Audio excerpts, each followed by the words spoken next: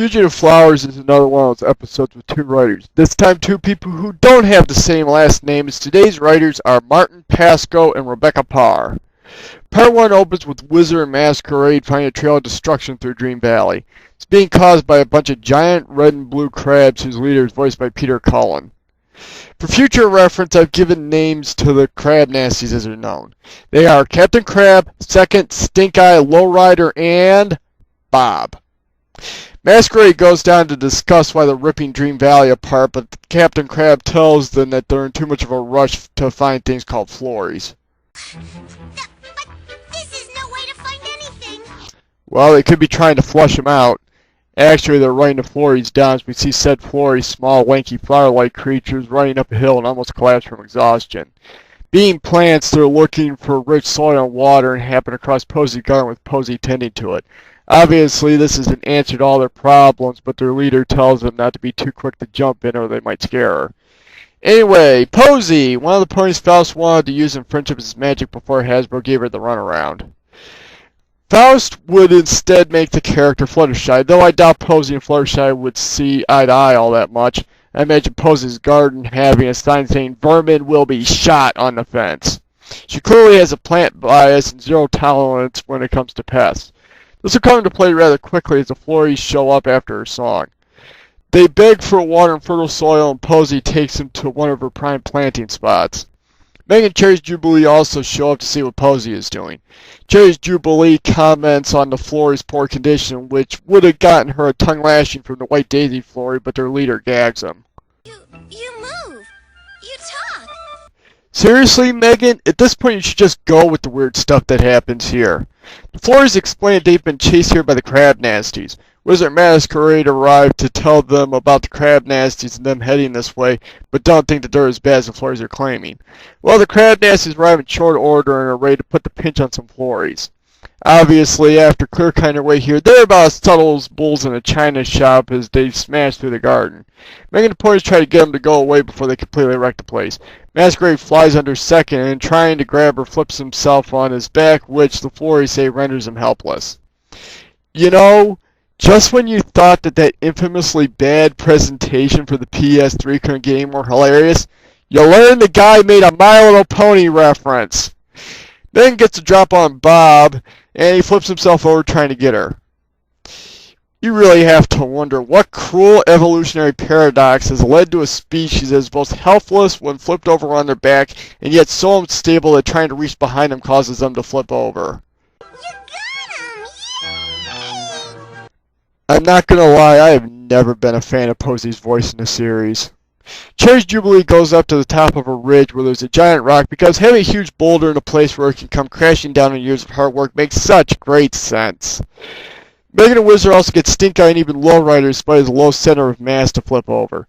Cherry's Jubilee's having the worst time getting the boulder rolling as Captain Crab's ready to pull some weeds. It's not until she walks away from it that the boulder starts rolling and smashes up into little pieces. The pedals slip up Captain Crab and causes him to fall back first into a bird bath.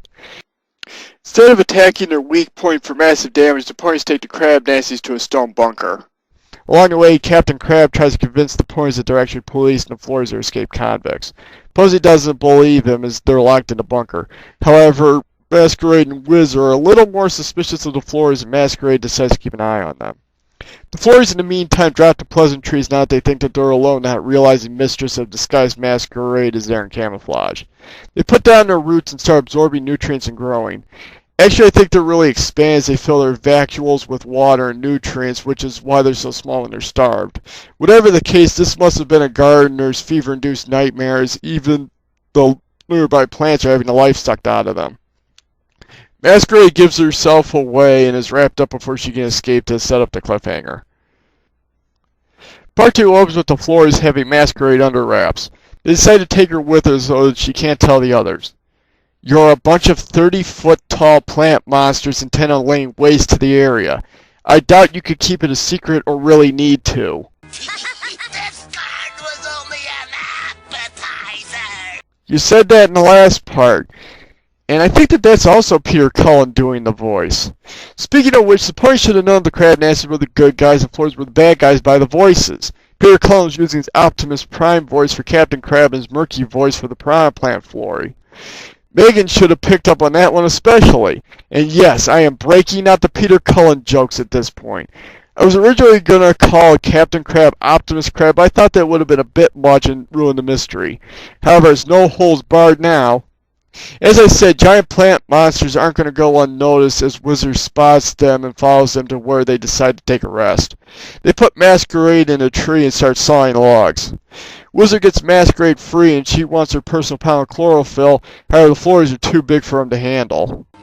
Oh no! We locked the good guys in jail! Nice job, girls, nice job. They go to get the crab nasties, but they've escaped by making a hole in the roof. I mean, really, do you think that they were just going to sit there and fart around for you to come back for them? My optics went offline and suddenly I opened my eyes and I was a giant crab. Yeah, Captain, of course you were a giant alien robot who turned into a truck in a past life. Since they have to go find the crab nest, the two flyers go back to get some earthbound help. Posey, in the meantime, has found her garden completely trashed. She's ready to pin it on the crab nest, but Wizard Masquerade arrived to tell her that it was the Flories. She doesn't buy it because the crab nests were big, ugly crabs and Flories were cute little flowers. Again, you have to trust the voices. The Queen of Evil Hags, Tress McNally, is the leader, for crying out loud. Megan uses one of those underwhelming songs that makes me wish Tammy Amerson was still voicing Megan to convince her that looks don't determine good or bad. Voices do. I actually want to take this opportunity to discuss the crab nasties. Some ask if they're good guys why they have nasty in their name. Well, I think that they were lying when they said that they were police. Their methods, demeanor, and even function are more like bail bondsmen, aka bounty hunters, than police. Police don't actively chase down convicts over long distances. Bounty hunters do. Thinking of them as bounty hunters being called crab nasties makes perfect sense. If the judge, after giving you bail, says if you skip town and send the crab nasties after you, you're inclined to stay put. Though this is a kids show and bounty hunters have a bad reputation.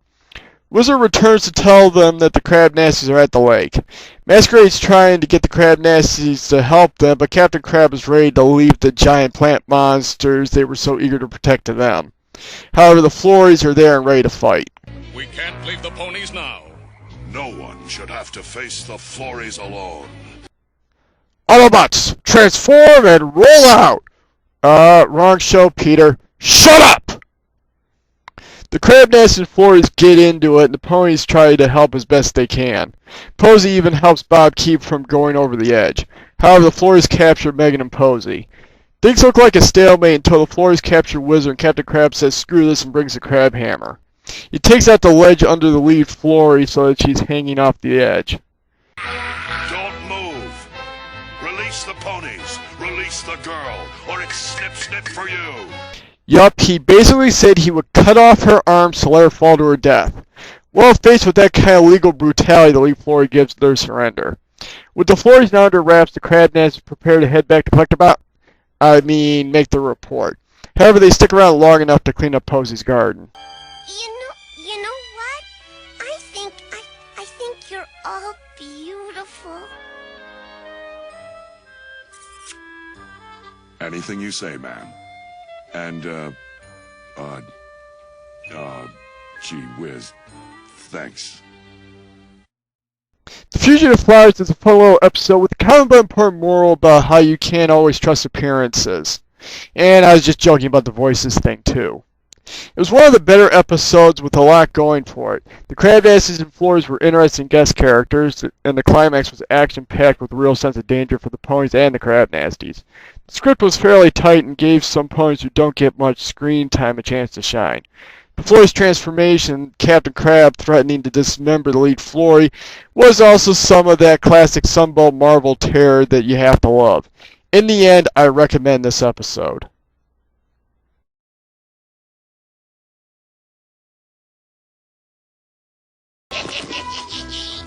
That's enough.